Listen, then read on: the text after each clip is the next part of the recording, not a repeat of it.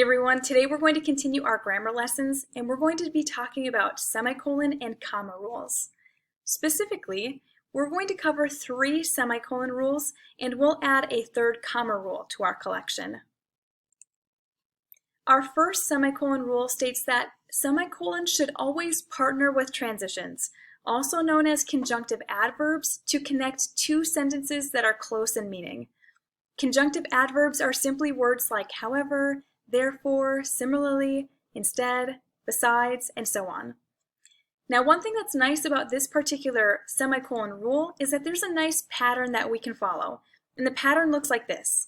We'll have a complete sentence followed by a semicolon, then a transition, a comma, and another complete sentence. Just for the sake of showing you what these elements look like in practice, I color-coded them for you in both of our examples. The examples say, red is my least favorite color, semicolon, however, comma, I really like her dress. Same goes for our next example. You may donate any article of clothing, semicolon, however, comma, we are in short supply of mittens. So again, if you have 2 complete sentences that are closely related, you can combine them into one sentence by using a semicolon, a transition, and a comma.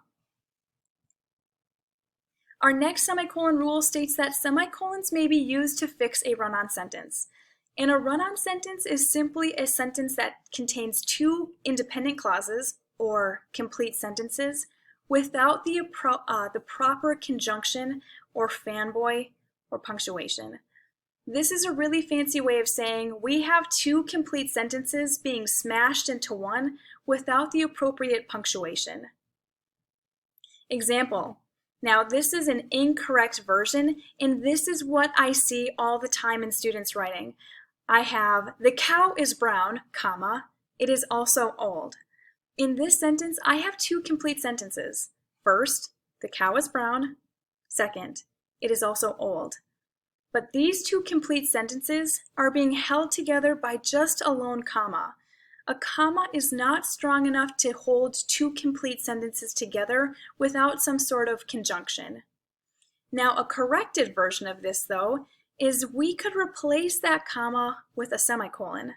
A semicolon is strong enough to combine 2 complete sentences together without a fanboy.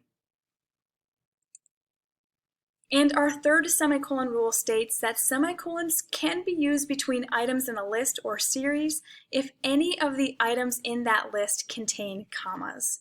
To show you what I mean by that, I have 2 examples. My example says, the girl drew pictures of cats, knitted blankets, scarves, and mittens, and built model cars. In this example, I'm talking about 3 different things that a girl did. However, one of those items in the list contains commas, and that's my 2nd item. It says she knitted blankets, scarves, and mittens. Because this item in the list contains commas, we're going to separate the main items by using a semicolon. So first, she drew cats, semicolon. Then she knitted blankets, scarves, and mittens, semicolon. And she built model cars. The same can be said for my last example. I have cleaned the dishes, purchased apples, peaches, and pears, and swept the floor. In this sentence, I'm talking about all the chores that I've done today. Okay? However, the 2nd item in my list contains commas again. So I can separate the main ideas of my list using semicolons. I have cleaned the dishes, semicolon. I purchased apples, peaches, and pears, semicolon. And I swept the floor.